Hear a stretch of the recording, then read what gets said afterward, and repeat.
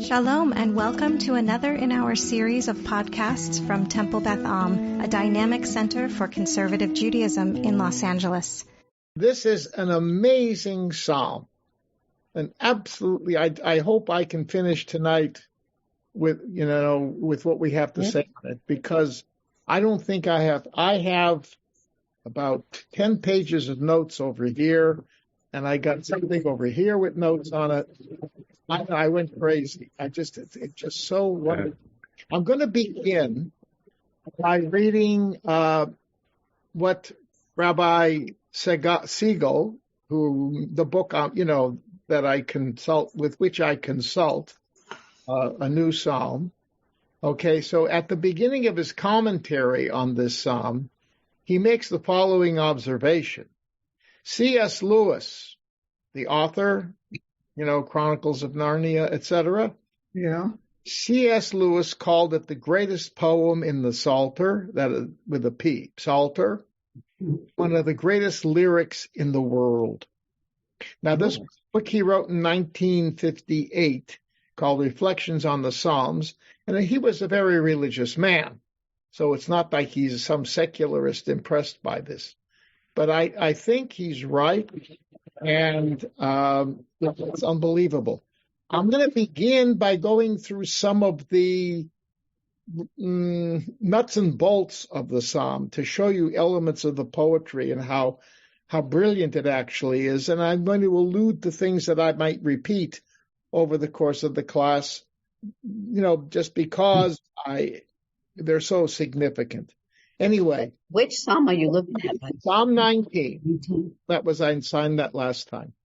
Psalm 19. All right. Now, I did this because when you read it in a Bible or in a prayer book, because it's in the Siddur. Is it? Now this, yeah, it is. We say it Shabbat morning and morning on Chagim. Okay, we don't say it during the week.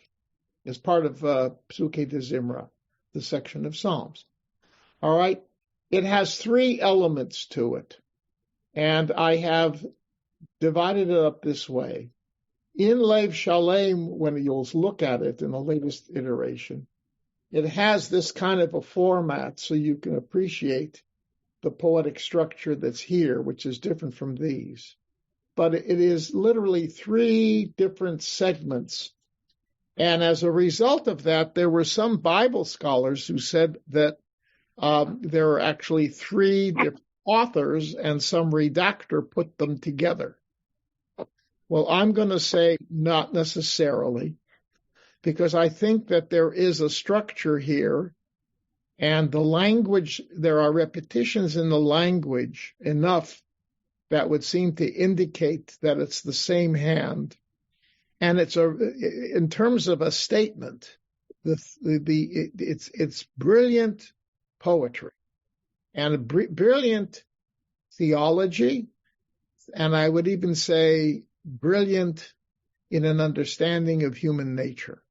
It is unbelievable. Okay, so let's dig in, right? So, and by the way, the first part, as you will see, if you looked it over, it starts with the heavens. Okay, it's the heavenly part, and the interesting thing about it is that it's the kind of an expression that I'm going to tell you. Well, one time I had a very amazing moment and with the heavens, and I just must share it with you. We were on the Beth Am when I retired, gave Freddie and me a cruise to the Mexican Riviera. So we were on that cruise, and it turns out by coincidence, some friends of ours were on it as well. And so we hung out together. Turns out he was a member, he passed away recently, unfortunately. He was a member of the Board of Trustees of the Griffith Park Observatory. He was an amateur astronomer. There was a full lunar eclipse that took place during the cruise. And of course, he was so excited by this So he organized this, and we all went out to at the bow of the boat, there's a helipad, helicopter landing pad. So it's flat. And it was around midnight. So there were not many people who came out for this. Maybe, I don't know, maybe the boat had over 3,000 passengers. And so maybe we had 40, 50 people max who came out. Anyway, we got there early and we just lay down and looked at the heavens. And we watched as this amazing eclipse was taking place. And while it was taking place, we could see the stars because we were out in the middle of nowhere in the ocean, you could see the stars, and it turns out there was also a small meteor shower that was taking place that night. I mean, it was an amazing presentation. Anyhow, when the moon was completely covered, like turning on a switch, the entire Milky Way appeared. Because before that, the light of the moon, even as it diminished, was enough to create enough glare that you couldn't see these things. But once the moon was covered for that, however long it's covered, the whole Milky Way was there. It was unbelievable, And you say, Hashamayim Mesaprim Kavod El Umaseyadav Magid Harakia. The heavens speak of the glory of God, and the products, the things that he created, the Rakia speaks of them, okay? Unbelievable. Then the moon came in, then we moved away, and the earth moved away, and the moon lit up, and Milky Way went away. But it was unbelievable. All right, so that's that kind of a moment, Anyway, so let's look at this. So again, we have Lam Natseach Mizmor LeDavid. It begins with a reference to the conductor, a psalm of David. Okay, remember Psalms 3 through 41, with the exception of 2 psalms, deal with Mizmor LeDavid. It's a song for David. All right.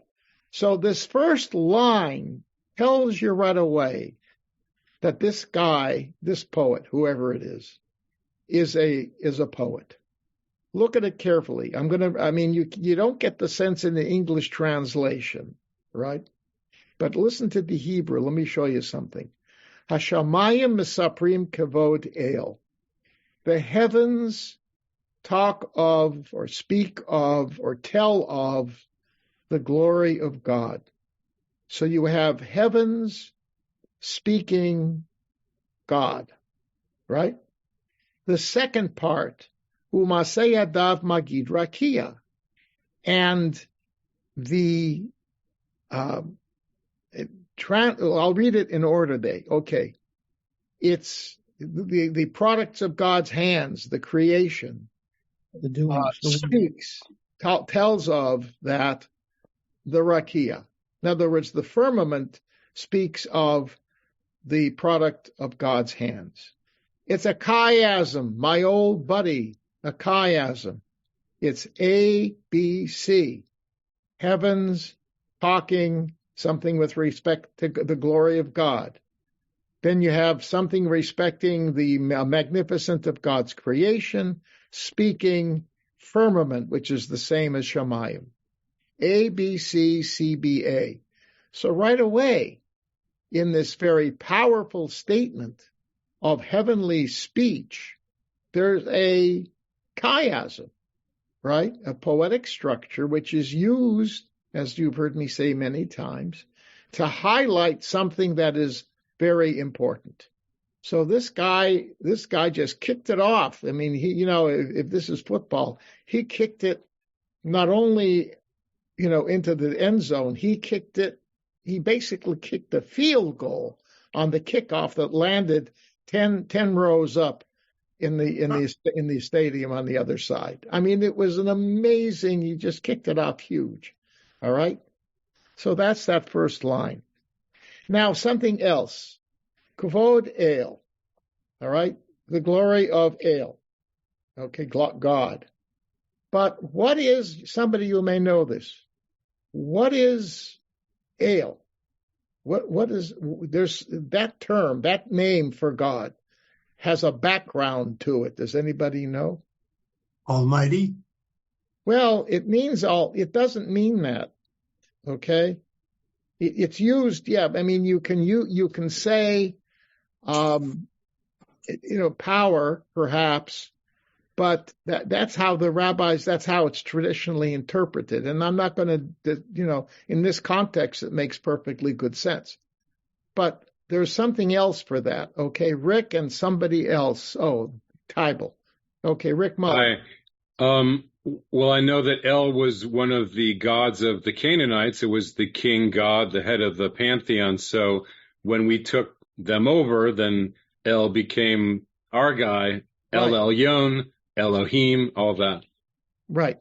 So it is, in a sense, the Bible repurposed pagan concepts. We're going to deal with that more over the course of this course. Okay. And this class, when you see it, it happens a number of times. And that's very interesting. Okay. All right. Tybal? Rick gave it in more detail. I was just going to say it was one of the oldest names. Even if it doesn't appear chronologically first, I thought that scholars thought it was old. It's very old. Yeah. Bert? You're muted. You're unmute. Why is it that you always use the term Bible as opposed to Torah? Because or is that just interchangeable? We're not reading Torah here. This is Psalms. I like your background. Okay, but your other class you call Bible 101 and not Torah 101. Yeah. Oh, yeah. I mean, but that's also not going. We're going to go beyond the Torah in that class too. Okay. All right. Anyway, so, but the thing is, the interesting thing, just by way of contrast, look verses 8, 9, 10. Okay. What do you see there? What's God called there? Adonai. Adonai, 6 times, right? So Adonai, what we call Adonai, is God's private name. This El is not a private name, right? It's a universal name. It's a name that was well known beyond the bounds of Eretz Israel. And they knew that back then in the biblical times. So the point is, it begins with this universal statement. God here is depicted as the God of the universe, right? Whereas in those other verses below, the private name of God is used. And what does it say? What's the first word in verse 8? Bert? Torah. Right. Torah relates to whom? Jews, Israelites. Bnei Yisrael. Am Yisrael. So you can see here the choice of the name of God in each of these instances is making a statement. You have a universal God and you have the God of the Jewish people, one right after the other. Okay? And indeed, that's the case, because this whole first part deals with the entire world. It is universal. And the second part is, Tybal mentioning Torah, right, is the focus. And the second part is the Jewish people. All right. So the selection here and the fact that it begins with that and moves to this. And in the end, it's going to end up, look at verse 15, right? Adonai tzuri v'goali. Now, this is an individual person talking, right? But again, this is an Israelite speaking. And here it's Adonai. So it begins with El, and it ends in Adonai, and there's a big El in between. I mean, this is something that somebody gave a lot of thought to. This is not just random selection. And I think that the person who did the first one did the last one as well. Okay, I got Bert and AJ. The first one is more the physical world, is it not? And the second one more in the spiritual world. the second part that you were talking about. Yeah, in a sense, that's true. Yeah. I would say it's yes, it is. Yes. Yeah. It's more, we'll see. It's the spiritual plus because it deals also with human beings. But there is something of that. Yes. Yeah. Okay. AJ. Just to reinforce your comments about the first line and the use of the name El. El was not just the king of a pantheon of gods. He was the creator God, the Ugaritic creator of heaven and earth. Right. And father of Baal. And husband of Asherah. Yeah. Yes. Among other things. Among other things. Yeah, guy was busy.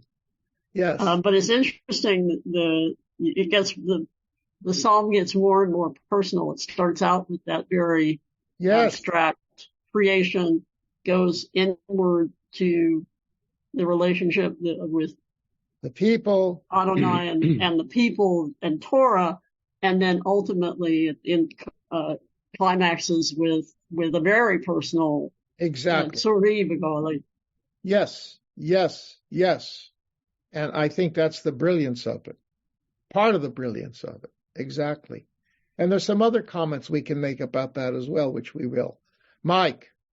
While the beginning of the psalm talks in terms of speaking, it seems to me pretty clear that the heavens, meaning the heavenly bodies, certainly are not speaking. Aha. So what I think it is saying is it's encapsulating what you described from your cruise, that as people see the magnificence of the sky, it tells them something.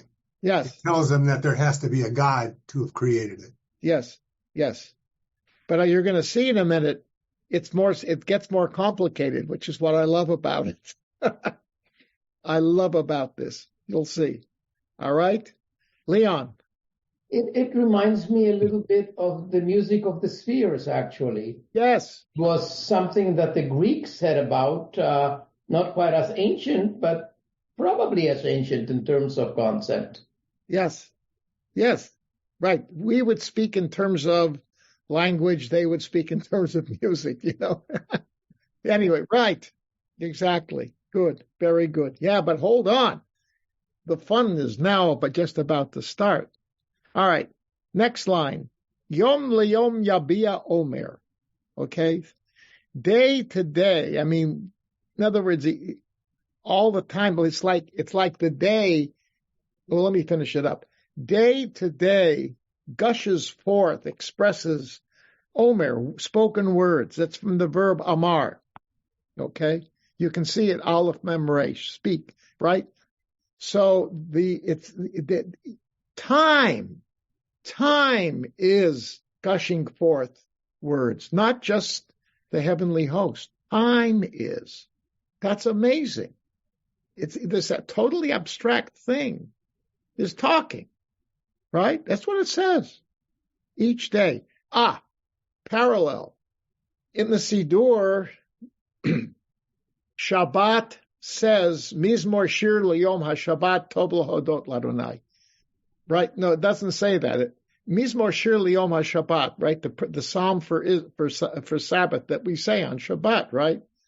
And okay. So that psalm begins, Tov L'Hodot L'Adonai. It is good to give praise to God. Who's talking there? The Shabbos is talking. So in that psalm as well, this notion of time talking exists. This is to me, this is amazingly creative, unbelievable, right? All right, but this term yabia, it really means gushing forth. It's not just whispering; it's gushing, right? A lot of language here, and then Lila, again, time, night to night. Yechabed da'at, declares da'at, knowledge, right? But this is the details, the knowledge of God. Okay? So time is expressing these things, all right? But then So, so what kind of talk is this, Mike? Well, perhaps it's not talking about time, but rather talking about sunrise and sunset. It is. But that's time. Yeah, but it doesn't say that. That's the point. Well, when it says day, when it says day to day and night to night, and we've just been talking about heavenly bodies and the stars, I'm thinking it's talking about the sun and that viewing the sun. But that hasn't come up yet. The sun doesn't come until later, right? And then the only thing we've seen right now is heaven, right? Shamayim and Rakia. And now we got time. In fact, I would say, if you think about creation, that's the order, right? The order begins with the firmament is one of the first things to be created, the second thing created. And after that, God makes day. He divides the time up. Okay. Yes, there is like day and night and the heavenly bodies, but that's not expressed explicitly. One could make the point, but the fact that he's talking about the time factors here, right? God separates light from day. That's part of the creation. So in a sense, he's following Breshit here. He's following Breshit. Okay, AJ. Is there an intimation of astrology in that, of teaching, or of the heavens revealing knowledge? It could be. I don't know. It's an interesting point. I mean, there was some of that in ancient times. There's no question about it. I mean, when God speaks to Job, he refers to various, whatchamacallits in the sky, the different stars, the constellations and planets. Okay. So in a sense, it could be, but at the same time, we don't know. Right. And here we're really, at this point though, we're talking about things that relate to the divine.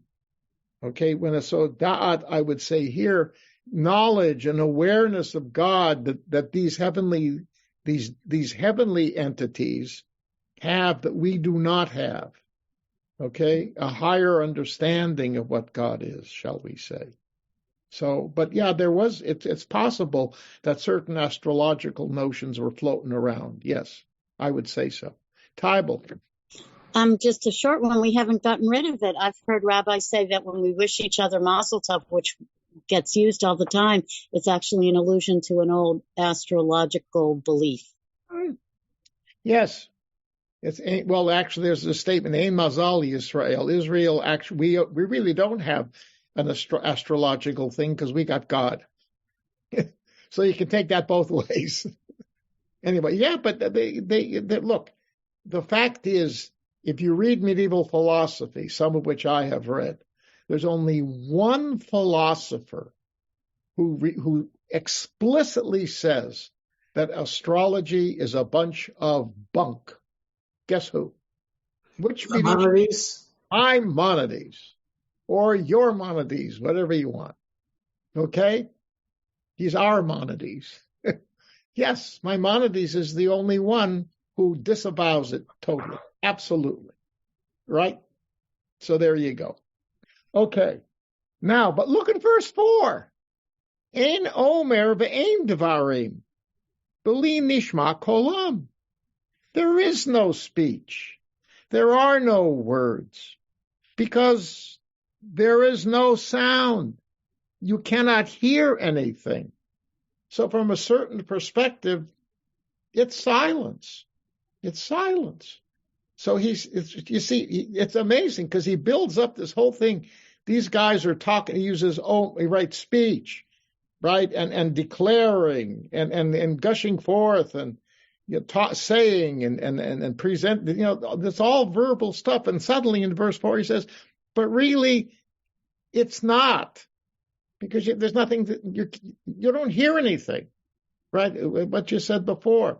When you're looking at the heavens, Mike, I guess you said it, yeah. You don't hear anything. And that's exactly right. So what are we talking about here? Silent speech. Silent speech. Okay. Leon and then Suzanne. Well, I had a problem with this sentence because I wanted to read it. Ein omer ve'en de'arim b'li nishma kolam. There is no utterance, there is no words without it being heard. It's interesting because the translators didn't use that. I know my translator didn't do that either, but yet it just makes sense that way. Well, and it reminds me of. What does it mean though? So who's not hearing it? It doesn't say. It means without God hearing it. Huh? Without God hearing it. It doesn't say that though. Well, I mean, I think the reason why they interpreted it is because there's an absence of hearing their voices. Is because it's not clear that God is the one who's listening. Okay, because it sounds It sounds as if they're speaking to one another. So I mean, I'm not rejecting what you're saying. It reminded me to the proof of the existence of God. Okay, is there a tree in the forest that falls without, does it make a sound if nobody hears it? Yeah. Okay, and the proof of the existence of God is God hears it. Yeah, well, okay, but that's not all right. I mean, I would, if what you're saying is, if that's the real clear intent here, honestly, I would have expected a different kind of expression. Okay. And I'm thinking in another term. I see your hand, Suzanne, just a second. I'm thinking something else. What came to my mind was 1 Kings 19:12, which is Elijah when he's on Mount Sinai and he has this theophany of God, and God is not in the wind, and God's not in the earthquake, and God's not in the lightning, but God is in a kol dmama daka. Now, whatever that means, it could be the sound of silence, to pick up on, what's it? Simon and Garfunkel. Yeah, right, yes, Simon and Garfunkel. But the point is, it is some other sound or non-sound that is how God operates. So I'm thinking here that this may be a reference to this heavenly speech, which it is something that, in other words, it's an intentional oxymoron, right? A self-contradictory understanding, concept, because the psalmist is basically telling us, we don't get this. We're not capable of entering into that heavenly realm. Now, it doesn't mean our souls don't go up to heaven. That's a whole different thing, right? That's a whole different thing. But it's saying is that we as human beings who in our universe, in our existence in the physical universe, which is what this is talking about, we can't hear this. We can't hear it. So, I mean, that's my bias here. But it was interesting that both JPS and Siegel understand this, that because whatever it is unheard. Okay, and Beli, remember this is biblical Hebrew. They are using words here in ways that are not identical to the way we use it. You'll see that as we get Omer, the word Omer, right, with an olive, right? By the way, my translator completely agrees with you. Huh? My translator completely agrees with you. Okay. All right. No. So fine. Thank you very much. No, what I'm saying is the meanings here are you can't always impose upon them the clarity that we do. Okay. And we're going to see that coming up in some other terms as well. Okay. All right, Suzanne. And it seems to me that this voice is inside the minds of man, and our minds are a creation of God too. Our minds are really our closest companions, as close as we are to other human beings, perhaps. And thinking of it that way, it makes the third stanza more meaningful. Steinsaltz, which is the version I'm looking at, points out that the day gives utterance. It's, everything's busy and happening in the daytime, and the night is quiet. That's when understanding comes, when you have a chance to reflect and, hear the voices and the minds are very important. Well, you know what? There's something to what you're saying. It's going to express itself a little bit later on, so I want to come back to that. Okay? All right. Yeah, in fact, at the very end, I'll jump ahead. Verse 15, the last verse. Yihul ratzon imrei fi, right? May the words of my mouth, and there's that, the same thing, Omer, Imre. In other words, a noun meaning speech, right? From Amar, right? But here, we don't use that word, right? It's not commonly used, right? We use milim, we use other words, but this term, it's a legitimate Hebrew word. So all I'm suggesting is but in terms of what you said, Suzanne, Hegyon libi means the meditations of our heart, and that's silent. So we ourselves, although not in the same way, express ourselves both verbally, heard words, Amar, and silently. Our thoughts. And we have it. We have that notion. I mean, it's in our heads, right?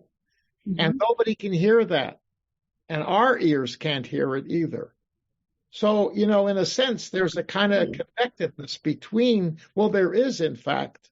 That's part of what I see operating here. Remember we talked about a frame, right, where something in the beginning and the end sort of brings it together. Even though the first verse doesn't use that, the first verses don't, but it pops up in verse 3, right? And is mentioned again in verse 4, and here it's again in verse 15. So it's sort of bookends. Yeah. And the point is, the difference being that the Omer that is mentioned up top is more like the Hegyon Lev mentioned at the bottom, meaning the unheard words in our hearts, our minds, right? Heart by them is the same as our mind. Okay. Yeah. So, I mean, but you know what? I could say to everything we've said, you're all right. It's all of it, right? And the reader of the poem is supposed to bring in that which they find meaningful. So, all right. So forget about what I said. No, I'm just trying to be more precise in what I think the wording says. But the meanings, abi gesund, as they say. All right, Barbara. There it goes. When I look at the first few lines, it almost sounds like we're talking about the time of creation, and then man comes into it, starting about the fifth line or so. Well, no, that's the sun. What's the sun? The groom? Yes. The sun. Look at the end of verse 5. La shemesh, sam ohel bahem v'hu kechatan yotzei michupato. The sun, God made a tent up there with. Well, the sun, right? But I'm just saying that the beginning of this prayer sounds like the beginning of time before there is the person. You are right in the sense that the first part was heavenly, nothing to do down here. What you're heading at, what you're pointing to, is a transition that actually takes place at in these final verses, in the last verses that we're going to read in just a minute. Okay. In fact, it begins in verse 5, right? So Right. you said, wait, somebody else have a hand? Oh, yeah, Bert. I'm confused about the translation in verse 3. Yes. Because this, if I'm reading it properly, it says there's no utterance, there are no words whose sound goes unheard, meaning they are being heard, if that's the proper translation. There's no sound, there are no utterer whose sound goes unheard. It's not saying there's no utterance, there are no words, and their sound goes unheard. Well, but I mean, does it mean? I guess my question is: are the words heard or not? That's what's unclear to me, at least from the English. Yeah, I know. Let me see what I'm looking here. And just to complicate the situation, I see what you're saying. Without their sound being heard. I'm not sure what I'm just looking at the English. I don't know the Hebrew. No. I see what they're saying. In other words, they must have been heard. However, the Jonathan Sacks translation in the Sacks Siddur says there is no speech, there are no words, their voice is not heard. Yes. That's what we were talking about before. So I'm not. Yeah, that's the same as you mentioned before, that if you in a forest and a tree falls, do you hear it? Is it heard anywhere? Yeah. If there's nobody to hear it, and that goes along with the way I feel that these first parts are, there is no man around to hear it. Yeah, well, good. You know what? I'm glad you pointed that out, Bert, because I was, as I say, I'm influenced by maybe erroneously by that other notion from the Book of Kings, because I honestly believe that, these ancients understood that in dealing with the heavenly things and, things related to God in heaven are things that are ultimately beyond our comprehension. Please help me. Or to Barbara's point, if there are no humans to hear it. Yeah, it could be, but then who's going to? Somebody's got to hear it, but it doesn't. That's the point, though. It doesn't say who that's going to be, and maybe that's the point. Or that it doesn't matter if they're heard or not, that God exists. But the reality is, we can't hear it. As far as we're concerned, it's silence. We can't hear it. So, but maybe you're right. Somebody's must be hearing, but it ain't us. Which gets to the question: if there were no human beings, would there be God? Say again? Oh, yeah. Well, now I don't know that that's what they're thinking about. A different question. Yes, Leon. I just got to. I just got to read to you what Robert Alter says on this. He's a translator, a very good one. And he says, this seems a contradiction. He agrees with you, by the way, that there are no words and nobody hears them. This seeming contradiction of verses 3 and 4 is, of course, only the underlying moving paradox. The heavens speak, but it's a wordless language. What the great 20th century poet Chaim Nachman Bialik, in a poem akin to this, would call the language of images. Thus, the psalmist can go from this affirmation of speechlessness and silence to the declaration in the next words of speech going out to the ends of the world. Right. Yeah, that's what it says now. Okay? Because it's going back to that in some way, this is, let's look at verse 5. B'chol ha'aretz yatsa. Now there it says kavam. All right? Kav means a line. It can mean, what was the other word? Oh my, I forgot. Precision. Huh? Precision. Yes, something like that, or a measurement. But that doesn't make sense.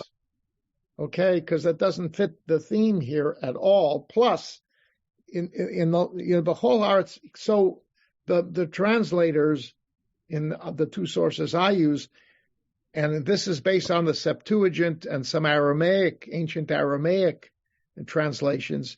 It's kolam, their voice. Because look at the second part of the verse. and to the ends of the world, their words were extended. So it's clear that the voice, using kol there, voice, the same way that it's used in verse 4. In other words, it's used in verse 4, and it's repeated again in verse 5. And the word for words at the end implies that it's all part of something that is spoken, if not always heard. So kavam, the lamed fell out. I think the lamed fell out, or somebody came along, the Masoretes, the people who were the final guys to work over the text in the Middle Ages. They said, well, it couldn't be voice because we just said, because no voice is heard.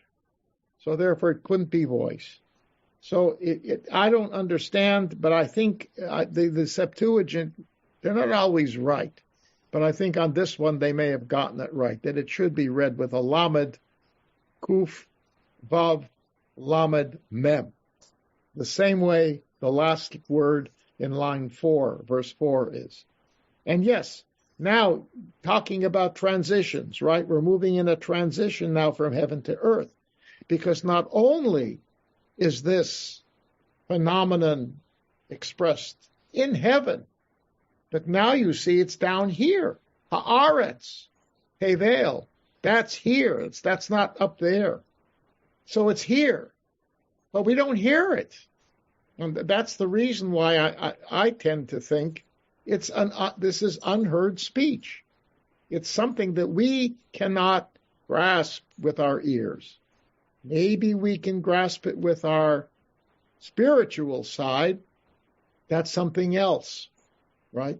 And maybe the meditations in my heart with which this ends, with which in verse 15, perhaps that meditation in our heart will allow us to grasp the spiritual words that are floating around unheard in our ears down here on earth.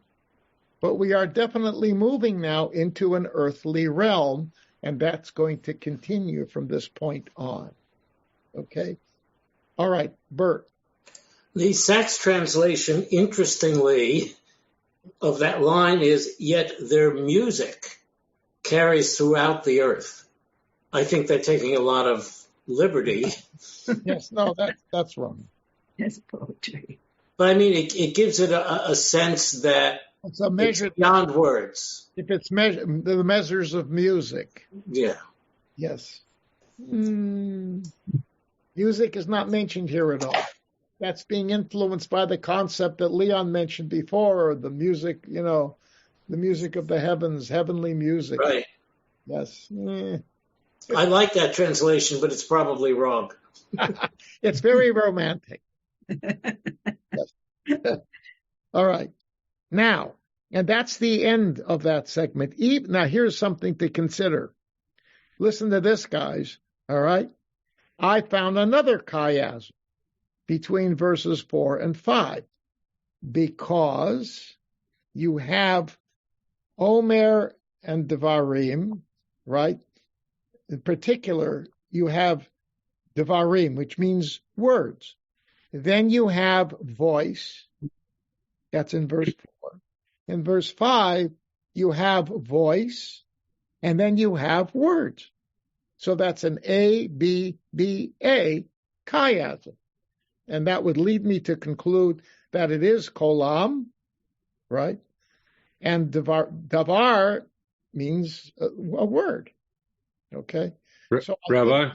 This is yet another, davar. Aseret ha-devarim, the 10 words. That's the biblical term for the 10 commandments. Okay? Rabbi? Wait. Yeah, okay, just a second. Mike Harris. Yeah, just responding to I think Bert was saying something about measures of music. Yeah. The concept of measures of music didn't even come into being until the Renaissance period, so I'm sure that they weren't thinking about that at the time of this. Thank you, Mike. I knew having a music expert in our midst would come in handy someday. There you go. Sorry, Bert. Okay. All right. Rick. It's Jonathan Sachs, not me. Okay. Yeah. Sorry, I'm taking Bert's side, and the art scroll I have here, the footnote on kavam is their precision, literally a line, like you were saying. Kav is a line, so you can have lines of music, and they had music. The Masoretes had music. They had trope. The music goes up, the music goes down, and I could see that.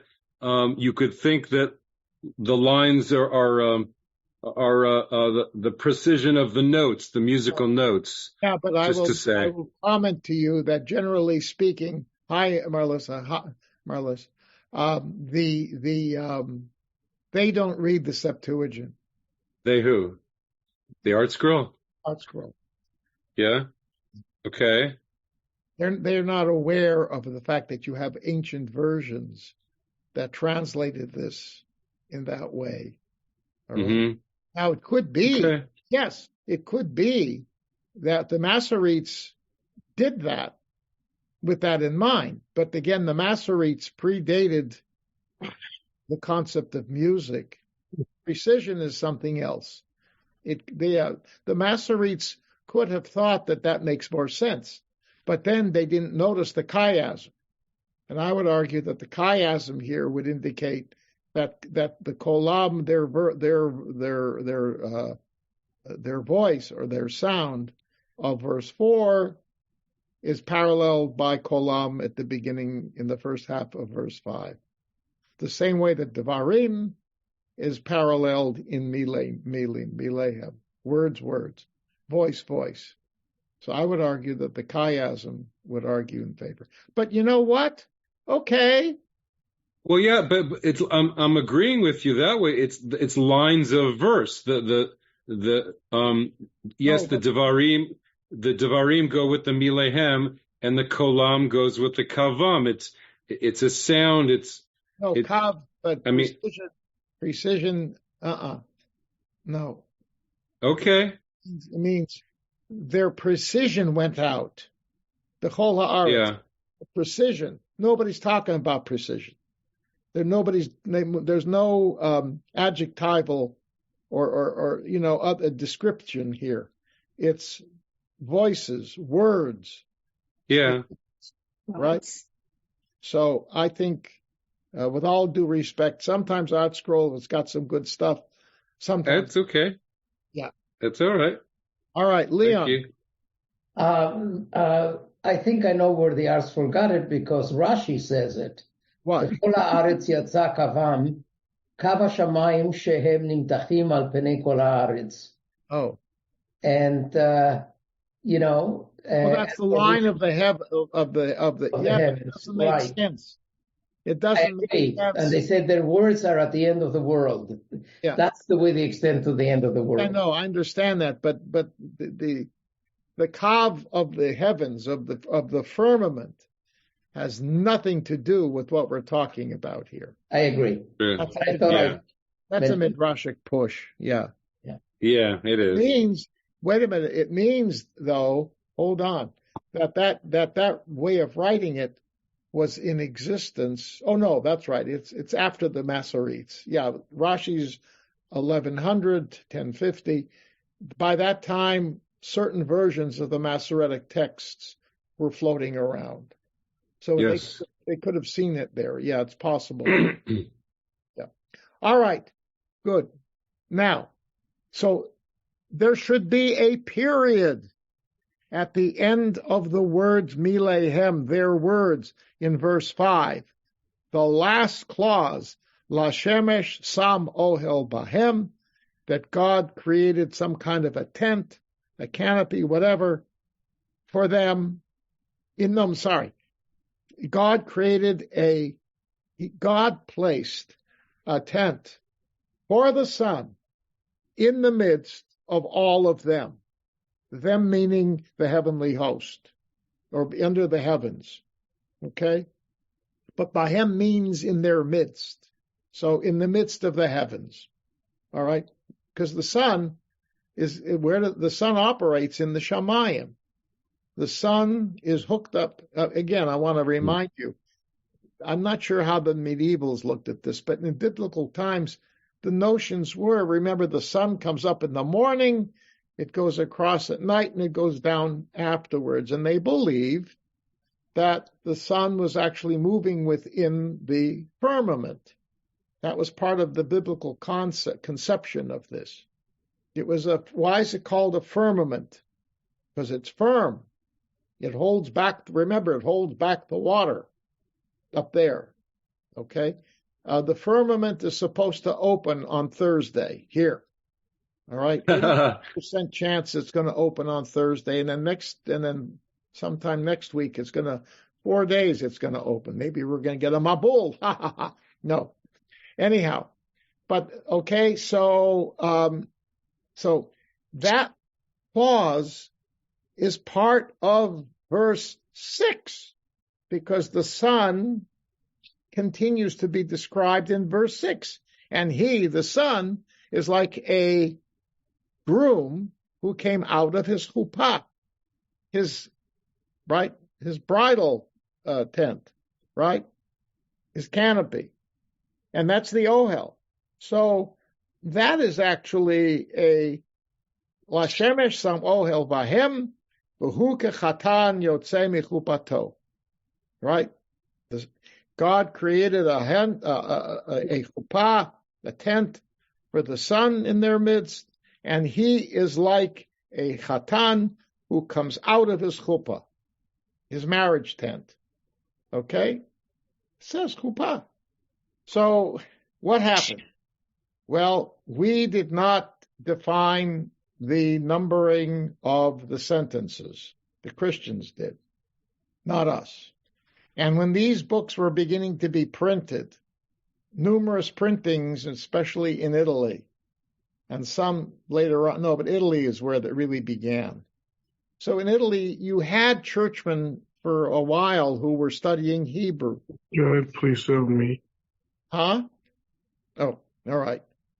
Anyhow, so you had Hebrew books were being printed already by Christians. Jews turned to them to help print their Hebrew books. So what they did is, especially biblical works, they used the metal printing devices that they had. All right. And so when it came to laying out the sentence, they used the tools that they had already in front of them. And the Bible, there are numerous times, if you will look, you will see in biblical text where a chapter begins in what is really, from the perspective of the Masoretic text, not forget about the number that's associated with it, but there are chapters that begin halfway through what is for our text a sentence, because the Christians had it that way in their printing presses. It's as simple as that. So this is an example because of course, there's no question that first clause is part of verse 6. There's no question. All right. So the sun is now coming out. All right. And he yasis kegibor larutz orach. And he rejoices like a hero, a strong man who can run great distances. Okay? And we're going to deal with that in just a second. So why is the sun here? Why Dapka here out of the blue? Why did the poet select the sun to be sort of the representative of the heavenly host? We don't see references to the moon and stars here and planets, right? It's the heavens, right? Suddenly, here comes the sun. That's S-U-N, not S-O-N. Barbara. It doesn't seem that sudden because we already had day by day and night by night. Okay. So there has to be a sun from that standpoint. But we don't have moon and stars, though, either. I mean, if we're paralleling, I would say the sun is this and the moon is at night providing light. That's true. Yeah. I'm trying to understand the grammar of this sentence. He placed in them the bahem, which is at the end of the sentence. Why is that bahem placed after the shemesh, which is in the line above? No. Bahem la shemesh sam ohel bahem. After the tent. Wait a minute. The bahem refers to where it was placed. Isn't that the in them? Yes, in them probably meaning the heavens. Okay. Shamayim. But why is it after the shemesh, the sun? That's there for the sun, because the sun is a chatan, he's a groom. But why isn't it earlier, the bahem? Why is it at the end like That's okay. It is? Yeah, sure. For the sun, God placed a tent in them. Now, I would assume bahem refers to shamayim, because shamayim misaprim is the plural that you have here. So it's referring to the heavens. So the sun has a heavenly tent, and he comes out in the morning. Okay? All right, that's what it's saying. Okay, that's the chatata. But my question is, why the sun? Okay, so first Tybal, then Mike Harris. Well, the two things for humans, isn't the sun the most observable thing? And wasn't it also created earlier and then the moon differentiated? I know there's the midrash that the moon complained and that's why it's the lesser one. Yeah. But exactly. Yeah. No, that's a good question. I think you're moving in a correct way. The sun and the moon were created all together. All right, the sun, the moon, the stars were all created the same day. And we don't know, it says sun, moon, stars, but yeah, so in that order. But the main thing you said a moment before was, this is what we see. In other words, I think the reason why the sun was chosen is because like the voice, the silent voice or whatever that thing is, that is on the earth, right? At the line before it talked about that the sound of silence is floating around on the earth, until far all over the place. So it's earth. So this is part of the process of transitioning to the earth, which will be the theme of parts 2 and part 3. So this is a transitional statement here, okay? And that's why the sun was chosen. Some scholars have suggested that, the sun was the primary god, right? You think about it. For the Greeks, the sun, yes. In fact, in the Jewish tradition, both the sun and the moon have their roles to play.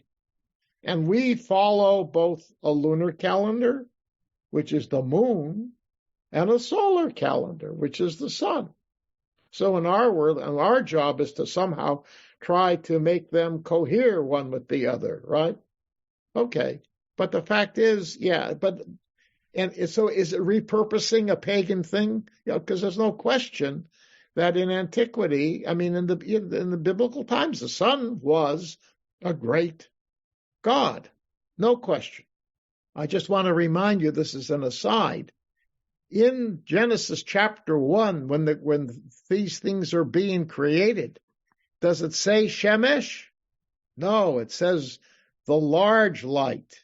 And does it say Yareach or Lebanah? No, it's the small light. They are unnamed entities, right? They are bodies of light that God created. This you can say is a kind of subtle polemic, saying we don't want to even mention those names here because we're not talking, there's nothing pagan about it. In fact, this whole statement that we're making about God in chapter 1 is basically anti-pagan because we're saying God did everything himself. Nature is all total. The totality of nature is the creation of God, and that's it. So Shemesh, which is Shamash, you ain't here. Yareach, Lebanah, you ain't here either. You're just the big one and the small one, and that's it. No names. Okay? So the point is, But it could be that, yes, what you said, Tybal, is that this is the dominant heavenly entity that, in fact, governs our lives. Yes, the moon runs the tides, right? And as the rabbis say, the moon was very important because it shines at night when it's dark, whereas the sun shines during the day when it's light. Okay. All right? Okay. Sometimes they didn't get it quite right. Anyhow, so the point is, I think it's exactly that. This is from our perspective. And we're shifting over to the human perspective in just a minute. So this is an important transition, okay? And so this is the Son who goes these great distances, just as the words went the great distance. And I want to remind you that verb, uviktsei tevel, the ends of the world in verse 5, the third word from the end. That word katseh is found in verse 7 about what the Son is talking about. Miktseh, it's mentioned twice. Miktseh and then totam in verse 7. So the verb is, not a verb, that word is continued from verse 5 into 7, linking the Son and its movements in the world to the sounds that are now bouncing around here in silence in this world. So it's all linked together, and as part of this transition, looking at these things from a human perspective is for sure. The one thing we can say about the sun is it is critical for our lives, right? Because the sun, we know, the sun governs the heat, which it says, right? Ein the star the last word in verse 7. Nothing is hidden from its heat. The heat of the sun governs all kinds of factors, crops in particular, the weather, all of these things. But think in terms of an agricultural society, right? They know that the sun is necessary for the maintenance of our life. So that's why the sun would be chosen as a representative of the heavenly host to bring this whole heavenly stuff down to earth, okay? And to have the sun is here now expressing the sun's power, all right? I think that's why it's there, okay? All right. Now, it is 8:39. Oh, we're doing okay. I don't know if we'll finish this, but we shall go on. All right? Now we're moving to a completely different realm. The heavens are behind us. We have transitioned through the sound we can't hear down here on earth, and through the sun, whose warmth is necessary for us. So there is now a bridge that has been built between heaven and earth. So now we're going to move from the heavenly perspective to the earthly perspective. And just as the sun would be the most important of the heavenly host in terms of touching our lives, we now move to something else that was, I don't know that the Bible does it. The rabbis, of course, talked about Torah Ora, right? The sun is light, right? And so that notion they already have, I can't think of it right now. I didn't check on this one. It just hit me. That the light of Torah, right, became an important metaphor for us. We're moving from physical light to spiritual light. Right, yes, exactly. But the word light is not mentioned here. That's the only problem. So, but I'm wondering maybe if in the back of the minds of the poet, though, he has that, but I don't know. I don't want to push it too far. All right. So now we're going to this realm, and we're no longer talking, as I said earlier, about the universality of God, but we're talking about the unique relationship between God and Israel. Even though the word Israel is not mentioned, but it's clear from some of the allusions, some of the references, that are found here, and I will illuminate that for you. Okay? So, when you speak of Torah Adonai Tamima, right? Tamim, the Torah of Adonai is Tamim. Tamim can mean perfect, complete, flawless, nothing wrong with it. Okay? So, I mean, think of Noah, right? Ish Tamim. Was he a perfect human being? No. But he was solid. He was good. All right? I see Tybal and Rick raise your hands. Let me just finish with this, and then I'll pick you up. All right. So the translations use the word perfect, and it could mean that. It's whole. It's complete. Right? It has no flaws. It's pure. Okay? And all these nuances with it. So that's it. Torah is perfect. But it has a power to do certain things. And what does it say here? Mishivat nefesh. It revives the soul. Wow. But I think of Torah, what do you think of Torah, mitzvot, right? Teachings. But here it's getting very spiritual now, right? Begins with this spiritual sense. Revives the soul. It's not talking about resurrection, right? It means it's restoring the soul. Maybe it takes the soul that may have moved off of where it should be, or maybe it has developed a hardening of itself, to use some of the prophetic concepts, right? The hardening of the heart, okay? That I call that biblical atherosclerosis. But okay, so but it's really it's so creative. We who study Torah, I mean, the way when I was working on this, it restored my soul in the sense I got so totally involved here that a lot of junk that goes on around us that bothers us all the time, and I won't go into those details, they left me. I'm not exaggerating. I got so engaged with this stuff. I got excited, but you can see how excited I am by all this stuff. I was totally into this. And, so when I figured, wow, this is great. So my soul was revived. I mean, because the concepts and the presentation just grabbed me. But so someone who loves Torah, that's what it does. So maybe that's what he's talking about. Or it means if your soul has drifted in the wrong direction, it revives it in the sense it wakes it up and makes it alive in terms of where it should be heading.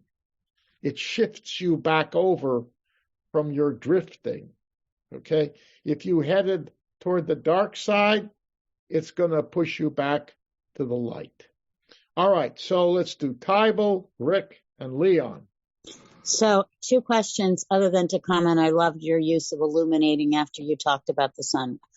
I thought, and again, I don't have a lot of Hebrew, that the drash that's always given on the word shalom is that it's peace, it's completion, and whatever. And that's how you just defined the one tamimah. That's one. And then the little one is, because we've already seen words that look as if they're feminine taking masculine plural. Does tamimah go to tamimos or tamimim? Tmimah is the feminine version of tamim, which means whole or what, complete, what all those adjectives. But is that singular tamim? It sounds like it's a plural. No, it's feminine Torah. The Torah of God, it defines, it's associated, it's an adjective that's defining Torah, which is feminine. That's the connection. It's grammatical. Okay. And Mishivat is also a very unusual. We don't use that. We would just say Mishiva. But in biblical, this is a biblical version of that where the taf is there instead. So but that also is a feminine word because it's referring to Torah. Okay. All right. So. And the shalom comparison, you know, how that's something that little children are taught in religious school all the time, that the word is hello, goodbye, peace be with you, but it's also about completion, that peace will be. Right, but that's a different word altogether. No, but I know it's a different word, so I'm asking because I thought that was the word for perfect in Hebrew. No. Shlema means complete. Tamim would be, I think Tamim carries it to an even higher level of perfection, if you will. No, Shalem is important. Yeah, there's a commentary, Torah Shlema. Okay, it's a Torah with commentaries. It's used, the complete Torah. Okay, so the completed by virtue of the interpretations that are in it. So yeah, it's used, but Tmimah here really carries it. Torah Shlema means it's filled with it's a little overstated because it's never Shalem, right? No person, no people can totally, capture all the nuances, but it means they tried. So it's a very rich, in their eyes, a very rich interpretation. But Tamim moves in the direction of perfection. Shalem is not necessarily perfect, okay, in terms of gradation, I would say. All right, Rick, and then Leon. Just real quick, when you mentioned the sun, when we get up to verse 9, Me'irat Einaim, enlightening the eyes. Yeah. So Me'ir, you see the light of people's eyes and stuff like that. So the sun could be there if you want to be poetic. Yeah, maybe. That thought crossed my mind, actually. My only problem with it is it's sort of removed, and it's it's referring to the mitzvah, right? But they could have described it anyway. They didn't have to say lightening the eyes. They could have said pleasing. They could have said anything.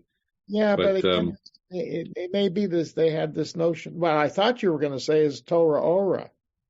Oh, that notion. Well, Meir, yeah. I mean, a little bit there. It could be in other words, an association with the sun's light. It could be. Mm-hmm. Could be. Yeah, I understand that. Possible. All right, Leon. Another Rashi comment. He agrees with you. He says, "Oh, of Lord is perfect." That too illuminates like the sun, as it is written, enlightening the eyes.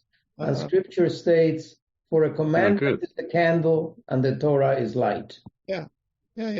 So I think Rashi, Rick, and I, and you, I think we're all sort of on the same page. Maybe others will join us. I don't know. No, I thought, honestly, I was going to make a big deal about it, but I realized it's sort of a little removed, so I didn't. But thank you for raising it, everybody. This is good. This is why we study together. Okay. So it revives the soul. But then, next line. Oh, it's not, sorry. That's 8a. This is now, I'm going to do 8b, because you see these pairs are set up this way. All right? And again, look at the layout. You see, look at it. Look in your screen. Look at the layout. All right? Mm-hmm.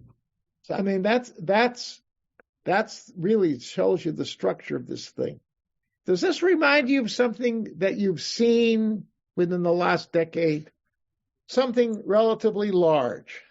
DNA codes being written? What? DNA? DNA. I don't think so. Nice. No. But I get it. Yeah. Where? Torah Adonai Tamimah is written next to arks a lot of the time in sanctuaries. Yes. But how about this whole layout? Not sure. Come on, guys, you members of Beth Am, you. It's on the wall somewhere at Beth Am? No. How long ago did Beth Am redo its sanctuary? Was that 10 years? No. The new sanctuary was built a few years ago. All right, never mind. I'm thinking of the old sanctuary. Yeah. The ark. It had Torah Adonai on it. It had all of it. Torah Adonai Okay. Tanima, Edut Adonai Ne'amana, Pikudei Adonai Yesharim, Mitzvah Adonai Bara.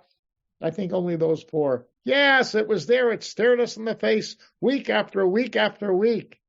And you got to notice it. Oh, my God, I'm so disappointed. I'm not going to be able to sleep. I was so glad when they got that out of there. Never mind. I didn't say that. Actually, it was a nice thing in the whole sanctuary, but okay. Mm. All right. Okay, Barbara. Yeah, I just think about something with this that we're doing tonight. And that when nowadays we think we're so advanced in what we do. I mean, we have a lot of stuff that they didn't have in those days, but it's amazing how really brilliant these people were that wrote these Psalms and stuff like, and wrote a lot of, and Rashi and stuff like that. They had none of the modern day things that we have, but somehow I feel like we tend to rely on this old stuff more when it comes to faith and to making us feel better than we do even about some of today's modern times. It's just amazing to me to think about how much they understood about all of this, about life. I agree. About Torah. I'm just thinking about it tonight, just with this poem. Yes, exactly. I agree with you. That's the amazing thing. By the way, I will tell you something. The Christians appreciated this stuff from the Jewish perspective. Not all the time, but there were periods in time during the late antiquity, during the Middle Ages, where Christians sought out the Bible scholars of the Jews to help them understand the meaning of the Torah, of the Bible, not just Torah, different things. Okay? And there are schools that are literally, excuse me, I mentioned to you earlier about the Christians and their printing presses. Okay? Yes, I'm sure they didn't print a lot of books in Hebrew, but there were churchmen who studied Hebrew during the Middle Ages in the 12th, 13th, 14th, 15th, 16th, 17th, throughout this time, monks, particularly in some of the monasteries. And there are books that were printed for them with the Hebrew. There are manuscripts that exist today. For example, there's a book of Psalms that comes from the 12th century from England. It's written by Christians. It's Hebrew with interlinear Latin. And the handwriting is not Jewish handwriting. You can read the words, but the style is Christian. They developed their own style for writing Hebrew. And it's not the cursive, it's the block forms, the merubah form, the square form, the one you have in the Siddur. Okay, they had their own books. So, and the reason they did that was they believed that the Jews understood the plain meaning of the text better than anybody else, and they were right. Now they thought that we were totally incapable of the deeper meaning, the spiritual meaning, because that, of course, comes from the teachings of Paul and Jesus, okay, which, of course, we didn't accept, and the church fathers, et cetera, et cetera. But in terms of the foundation, they came to us. There are manuscripts of Christian scholars in the 12th century referring to Rabbi Samuel, and this was in France, okay? Who's Rabbi Samuel?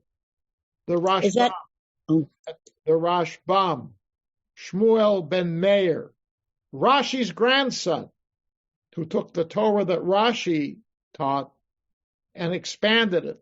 The whole notion of reading things in context with grammar, in other words, understanding it, we would say today, silently, critically. Okay? So, they studied with this man. They wanted to learn it. So anyway, yes. All right. So now, verse 8b. Edut Adonai. Oh, I forgot one thing. Poetry. The written word. Look at verses 8a and b, 9a and b, the second statement, right? You have 3 words, 2 words. 3 words, 2 words. Yes? The 2 words. What do those 4 2 words of those verses, those 4 second part letters, what do they have in common? They're all mem. You see it? Meshivat nefesh, machkima peti, misamche lev, meirat einayim. Mem, mem, mem, mem. It doesn't happen automatically. The guy was doing some poetry here. He said, I'm using these verbs in this structure because I like it that way. Okay? So, there you are. All right, we got to stop now. It's 9:00. So we're not going to finish this tonight. I threatened you beforehand. I keep my threats. All right. So we'll do You can do some more next time if you like. We're gonna finish this stuff next time. The next verse, the next psalm if you want to look at it, is 29. We're gonna go from 9 to 29. You will resonate with Psalm 29. You know it. You know it probably by heart. All right, Tybal, last point. Always, Rabbi, just your framing. You started out talking about the change in the word for God, verses 8, 9, 10. Adonai, and didn't you just say the mem, all the repetitions of the mem are 8, 9, 10? 8 and 9. Oh. Are there any?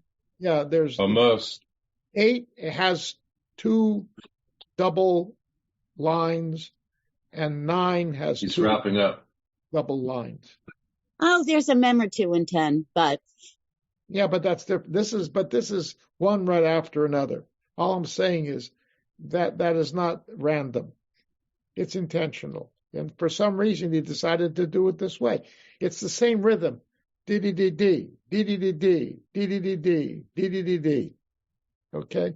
So he's creating rhythm. And there's a lot of that here. All right? All right. So next time we're going to start with Edut Adonai Ne'emanah. I'll probably bounce back to Torah again. We'll do that. And then we will do the last part, which is a completely different thing altogether, but it nicely complements everything that comes before it. All right? And it's again, the brilliance is outstanding. And if we finish this, which we might, we'll then go to Psalm 29. You have been listening to another in our series of podcasts from Temple Beth Am, a dynamic center for conservative Judaism in Los Angeles. If you enjoy these podcasts, we invite you to write a review on the Apple Podcast site or wherever you get your podcasts.